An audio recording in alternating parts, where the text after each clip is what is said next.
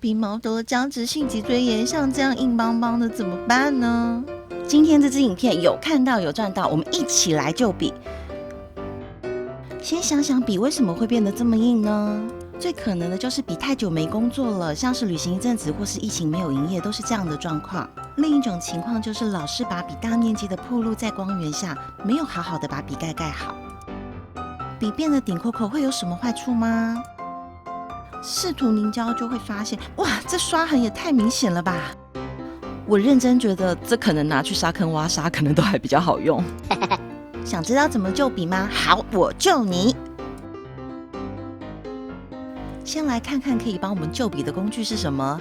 你没有看错，就是这么简单，75%的酒精就可以轻松做到咯。会选择用酒精来帮我们松开笔的原因有3个。第一个就是便宜，这是不是超符合我们勤俭持家的个性呢？而且它现在真的很好买，几乎到处都可以买到酒精。第二是比起其他强效的洗笔液来说，它的成分相对单纯，比较不会去影响到我们后续涂布凝胶产生排斥作用，而且清洗效果很好。开始拯救我们顶扣扣的笔之前，要先准备一个小小的溶剂杯来装酒精。如果你用的酒精跟我一样是用喷嘴式的，那直接喷到我们的小溶剂杯里面就可以了，这样很方便。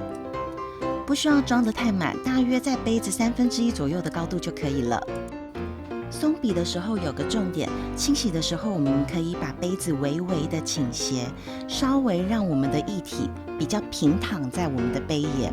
那我们可以看到现在的笔是非常硬邦邦的，我特别拿了一支超宽超硬的笔。那倾斜杯子之后，我们现在要开始来松笔咯。角度绝对是要平平的，不要去凹折你的笔，如果凹折的话，笔可是会坏掉的哦。很多人在清洗的过程中其实都太心急了，会觉得好像一泡进去马上就要让它变松软，其实不是的，我们必须要多一点点的耐心，慢慢的在杯缘滑，慢慢的跟着溶剂让它松开，而且角度一定要注意是平平的。你看到现在我们已经渐渐笔都变软咯。开始感受到笔毛渐渐松开的时候，我们会加入另外一个动作，就是滑几下之后，然后在我们的纸巾上带去多余的液体以及里面可能有的小渣渣。不知道大家有没有发现到，其实我们的动作都很温和，不需要很粗鲁，不需要很激烈，其实笔毛就会被我们松开了。而且为了让大家看清楚我的洗笔过程，也让大家知道说，其实这真的很简单，不到1分钟的时间，你看我们就已经软化了。迫不及待来看看我们松好笔的成果。天哪，我是谁？我在哪里？这也太服帖、太听话了吧！完全跟刚刚那种硬邦邦的样子不一样。天哪，我们拯救成功哎！快，来一笔掌声，鼓励鼓励！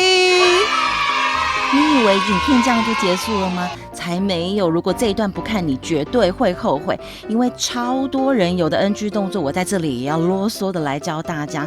像这样洗笔、松笔的时候，如果你是扭、凹折，很大力的转，你笔根的毛啊，真的会一下子棒炸开，绝对不要这么做。你看笔毛都炸裂了啦！你再这样子啊，你再欺负你的笔的话，笔绝对很快就跟你说拜拜。接下来我们一起来看你心中的其他疑问。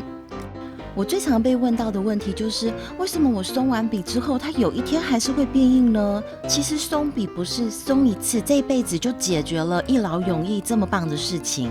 因为笔在工作的时候常常碰到凝胶，里面的光固剂就会让它慢慢的硬化。另外一个也是我很常被问到的问题，很多人都会觉得酒精就真的够了吗？我不需要再买一罐更强效更有力的吗？其实不管是今天的松笔也好，还是以前我们教过的洗笔也好，我的观念是，如果我们可以尽量用温和的方式，最安全的方式来对待我们的笔毛，那么笔毛被破坏的程度就会降到最低。笔毛太久没用硬掉，只是一种小感冒的感觉。既然是小感冒，那我们就不需要下猛药、大开刀来针对它，我们只要简单的松开它就好了。所以酒精是一个很不错的选择。洗笔凝露洗笔液我会等更惨烈的状况的时候再使用。像松笔这种小 case， 我还是选择比较便宜、好取得、成分单纯、效果又好的酒精，这样就 OK 了。可是，如果你的笔是这样子的状况，或者是这样，又是这样，那就不像我们这一次就可以解决的方式咯。想知道怎么就重症进入加护病房的笔，赶快按赞、订阅、开启小铃铛。我是小吉，我们下次见，拜拜。